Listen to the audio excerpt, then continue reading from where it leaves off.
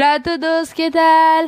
Non, eh bien bonjour à toutes et à toutes. Aujourd'hui on se retrouve pour une nouvelle vidéo assez spéciale, puisqu'aujourd'hui on va parler du brevet 2017. Et oui les gens, c'est triste.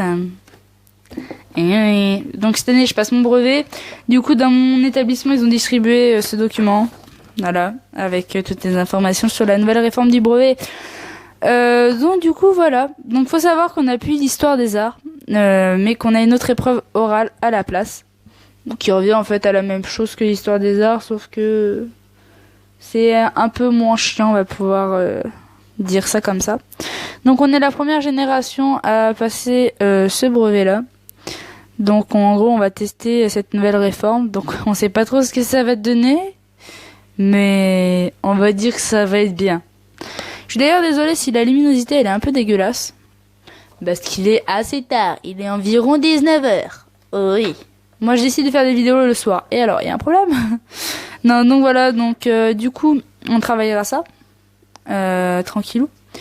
Et on va commencer par regarder ce document et donner des informations sur ce brevet 2017. Donc, les principales nouveautés du brevet. Donc, si je regarde en bas, c'est normal, c'est parce que j'ai la feuille. Oui. Donc, faut savoir déjà que, comme on a plus l'histoire des arts, donc on a plus l'histoire des arts déjà. Pardon, excusez-moi.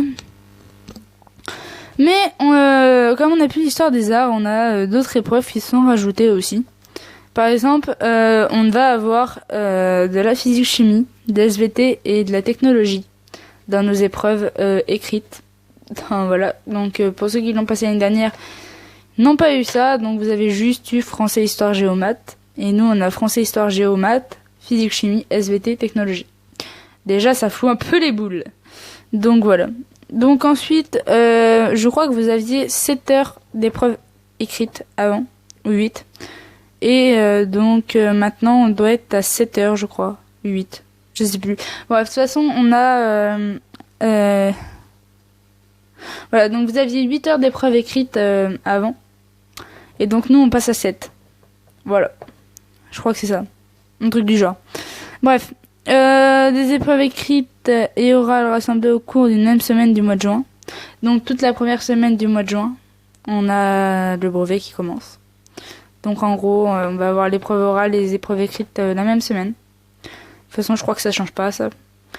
Une cérémonie républicaine de remise de diplôme aux élèves sera faite le premier mercredi de la rentrée 2017-2018. Donc au mois de septembre, le premier mercredi, vous devrez aller dans votre établissement scolaire pour faire la remise de diplôme. Donc voilà, si vous avez votre brevet. Si vous l'avez pas, vous pouvez pas y aller. Donc les épreuves écrites se présentent comment? Donc le premier jour, on va avoir une épreuve écrite de français, donc 3 heures. Et d'histoire, géographie, d'enseignement civique et moral qui va durer 2 heures. Donc c'est sur un thème fil rouge, donc en gros c'est un thème qui se suit. Des questions identifiées pour chaque discipline, donc des questions différentes pour chaque discipline. Un travail de rédaction et d'argumentation. Et enfin une dictée. Donc en gros on va avoir une putain de rédaction, une putain de dictée, des questions sur des textes, etc. Bon ça change pas trop. Ça change pas du tout même je dirais. Le deuxième jour. Je monte un peu ma feuille. Voilà. Donc, le deuxième jour, on va avoir une nouvelle épreuve écrite de 3 heures portant sur le programme de mathématiques. Donc, en gros, on va avoir 2 heures de maths et 1 heure de sciences expérimentales et technologiques. Donc, voilà. Donc, pareil, en thème rouge, en thème fil rouge, pardon. Des questions identifiées pour chaque discipline et un exercice de programmation informatique en lien avec les nouveaux programmes de mathématiques et de technologie. D'ailleurs, en parlant de ça, on a eu un nouveau manuel de mathématiques. Donc vous, la génération de l'année dernière, vous l'avez pas connu, donc c'est celui-là. Donc il a été imprimé cette année. Donc voilà, parce que cette année dans le programme en maths, il y a beaucoup de programmation et d'informatique du coup. Si je peux vous chercher ça, je sais plus où c'est. Voilà. Donc un programme de maths par exemple, on a l'algorithmique et programmation. L'équation et l'inéquation, l'arme technique, calcul littéral, Ouais, enfin, on a pas mal de trucs comme ça. Bon. Après, on revoit le théorème de Thalès et tout ça. Donc. Pas trop compliqué pour l'instant. Donc voilà pour les épreuves écrites. Pour l'épreuve orale, c'est une épreuve de 15 minutes. 10 minutes d'exposé et 5 minutes d'entretien avec les jurés. Donc voilà, donc les collégiens vont présenter un projet interdisciplinaire donc qui a été conduit tout au long de l'année dans le cadre des EPI ou des EPI ou des EPI ou je sais pas comment vous appelez ça vous dans votre bahut, nous on appelle ça des EPI. Donc enseignement pratique et interdisciplinaire par contre. Ou des parcours d'éducation artistique et culturelle à venir du citoyen. Donc c'est sur l'un des 3 choix. L'élève choisit le projet qu'il souhaite présenter. Donc c'est plus comme l'histoire des arts où vous aviez 3 ou 5 œuvres ou je sais plus combien d'œuvres à apprendre, à connaître, à présenter, etc. Et le jury choisissait une de vos œuvres sur lesquelles vous avez travaillé. Donc nous, c'est nous qui choisissons ce que nous allons présenter.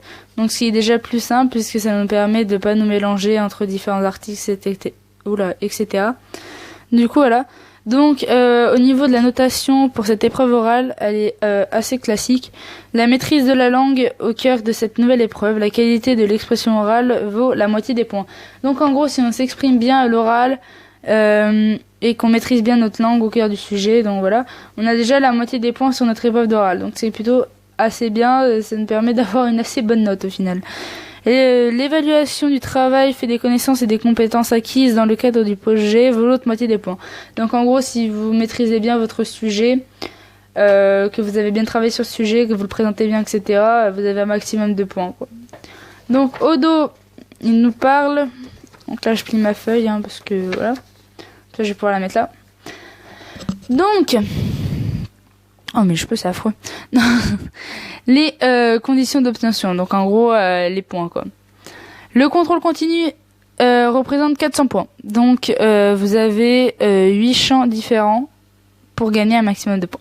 Donc les 8 champs sont notés sur 50 points chacun.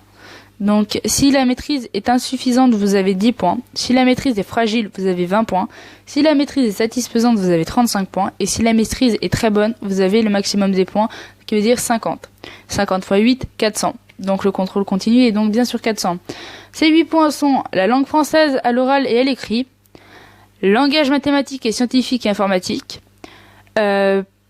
représentation du monde et activités humaines, langue étrangère et régionale, système naturel et système technique, langage des arts et du corps, formation de la personne et du citoyen, et méthodes et outils pour apprendre. Donc, ces 8 champs différents sont notés sur 50 points. Donc, selon votre méthode, votre maîtrise, vous avez tel ou tel point, donc comme je vous l'ai dit tout à l'heure. Donc, du coup, ça vous fait 400 points au final, rien que pour cette discipline. Qui veut dire que si vous avez une très bonne maîtrise partout, vous avez déjà votre brevet. Voilà. Donc, si vous foirez vos épreuves, c'est pas grave. Donc, le contrôle final représente 300 points. Donc, le français, l'histoire-géographie, l'enseignement moral et civique, sont évalués sur 100 points. Les mathématiques, les SVT, la physique-chimie et la technologie sont évalués sur 100 points aussi. Et l'épreuve orale est aussi évaluée sur 100 points.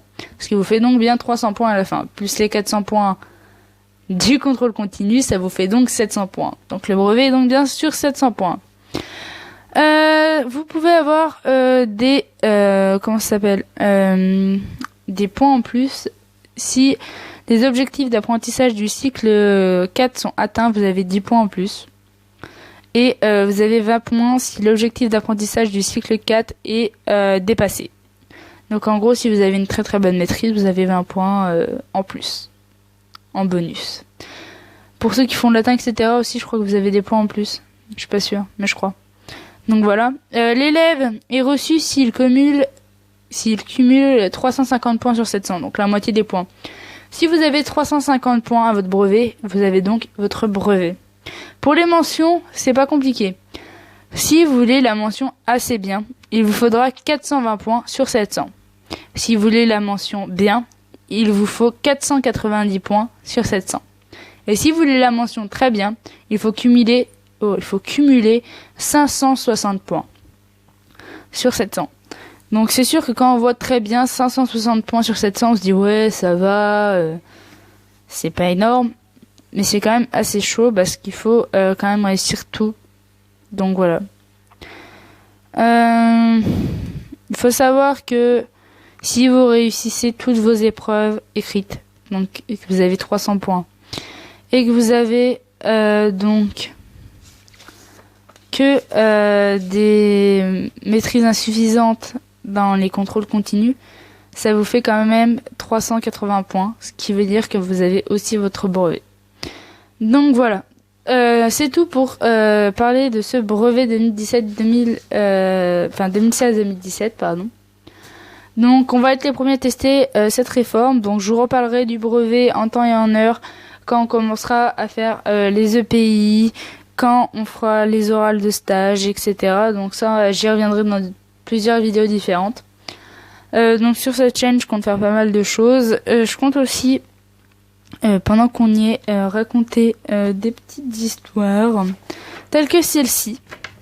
Donc c'est une rédaction qu'on avait à faire, qu'on a à faire pour demain. Donc je compte vous la lire en vidéo. Et voilà, pour vous parler un peu de ça, etc. Ça peut être sympa, ça peut être un style de vidéo sur la chaîne. Donc voilà, on verra ça plus tard dans la chaîne. Donc moi je vous dis à la prochaine, portez-vous bien, toute chose. Ça m'a fait vraiment plaisir de vous parler. Et on va se quitter en espagnol, hein, oui. Alors, hop, petit cahier d'espagnol. Tu dis ce que je vais dire. Alors comment disait la meuf, elle disait... Alors en début de vidéo, elle dit Hola a todos, ¿qué tal? Donc salut à tous, comment allez-vous? Oui, je traduis très bien l'espagnol. Et alors? Non, en vrai, je suis grave nulle en espagnol. C'est affreux. Et donc, pour quitter sa vidéo, elle fait Buenos pues... Alors, elle fait Bueno, pues aquí acaba mi vidéo YouTube. Adios a todos, hasta la próxima. Donc, on va faire ça, du coup. On va essayer.